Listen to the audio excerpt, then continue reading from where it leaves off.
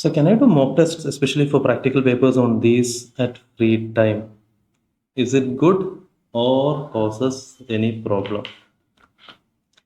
Is it good or causes any problem? Mock test ഭയങ്കര important ആണ്. അതിൻ്റെ ഒരുപാട് ബെനിഫിറ്റ്സ് ഉണ്ട്. നമുക്ക് പലപ്പോഴും സ്റ്റുഡൻസിന് എക്സാം ഹാളിൽ ഫേസ് ചെയ്യാറുള്ള പ്രശ്നം എന്താ വെച്ചാൽ ആൻസറൊക്കെ അറിയാം, പക്ഷെ അതെങ്ങനെ പിടിപ്പിക്കണം എന്നുള്ളത് അറിയില്ല. കാരണം റൈറ്റിംഗ് പ്രാക്ടീസ് ഇല്ല. നമ്മൾ സ്റ്റഡീസിൻ്റെ ഇടയിലൊന്നും നമ്മൾ ചിലപ്പോൾ എഴുതി പഠിച്ചിട്ടുണ്ടാവില്ല. വേറൊരു പ്രോബ്ലം പൊതുവെ സ്റ്റുഡൻസ് ഫേസ് ചെയ്യാറുള്ളത് ടൈം മാനേജ്മെൻറ്റ്. പേപ്പർ ടൈമിൽ കംപ്ലീറ്റ് ചെയ്യാൻ പറ്റുന്നില്ല. അവിടേക്ക് നമുക്ക് മോക്ക് ടെസ്റ്റ് ആ ഒരു എക്സാം ഹാളിൻ്റെ സിമുലേഷൻ നമുക്ക് അതിൽ ഭയങ്കര യൂസ്ഫുൾ ആവും. ടൈം മാനേജ്മെൻറ്റും കാര്യങ്ങൾക്കൊക്കെ എന്നോട് ഒരുപാട് ഫാക്കൽറ്റി മോക്ക് ടെസ്റ്റ് ഒക്കെ കൊടുക്കാൻ പറഞ്ഞിരുന്നു. ഞാൻ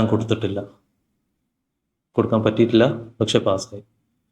now is it good or causes any problem?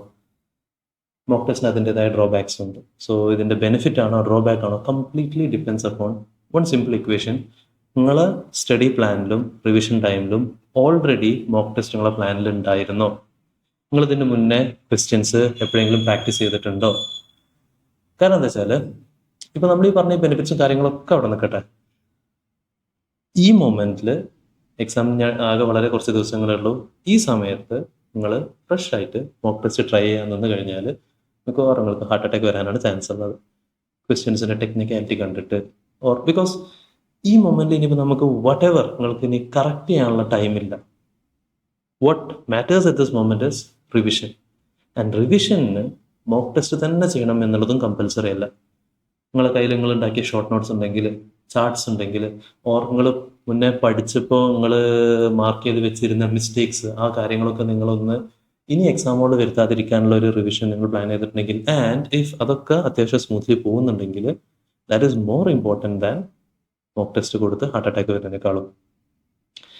If നിങ്ങളെ പ്ലാനിൽ ഓൾറെഡി ഇത് ഇൻക്ലൂഡഡ് ആയിരുന്നു മോക്ക് ടെസ്റ്റ് കൊടുക്കുക എന്നുള്ളത്, ഓർ നിങ്ങളത് ഫസ്റ്റ് ടൈം അല്ല മോക്ക് ടെസ്റ്റ് കൊടുക്കുന്നത്, ഇൻ സച്ച് കേസസ് യെസ്, നമുക്കത് ചെയ്താൽ ഒരുപാട് ബെനിഫിറ്റ്സ് ഉണ്ടാവും. ആൻഡ് അതിൽ അഗെയിൻ നിങ്ങൾക്ക് ഇത് ചെയ്തപ്പോൾ ഫീൽ ചെയ്ത മിസ്റ്റേക്സ് നിങ്ങൾക്ക് കറക്റ്റ് ചെയ്യാൻ നിങ്ങളെ ടൈം പെർമിറ്റ് ചെയ്യുന്നുണ്ടെങ്കിൽ ആ കറക്ഷൻസ്, റെമഡിയൽ മെഷേഴ്സ് ഒക്കെ എടുക്കുക. ടൈം പെർമിറ്റ് ചെയ്യുന്നില്ലെങ്കിലും അഗെയിൻ പാനിക് ആവാൻ പാടില്ല, അത് ഒഴിവാക്കുക. Just move ahead. So it completely depends upon the time that you're doing. At this moment what matters is, ഈ CA എക്സാംസ് പൊതുവേ ഏറ്റവും കൂടുതൽ പഠിച്ച ഒരു സ്റ്റുഡൻറ്റ് തന്നെ ആവണം പാസ്സാവുക എന്നില്ല. നിങ്ങൾ എത്ര കാമാണ്, നിങ്ങൾ എത്ര കോൺഫിഡൻ്റ് ആണ് നിങ്ങളുടെ പ്രിപ്പറേഷനിൽ, that is also a very crucial factor over here.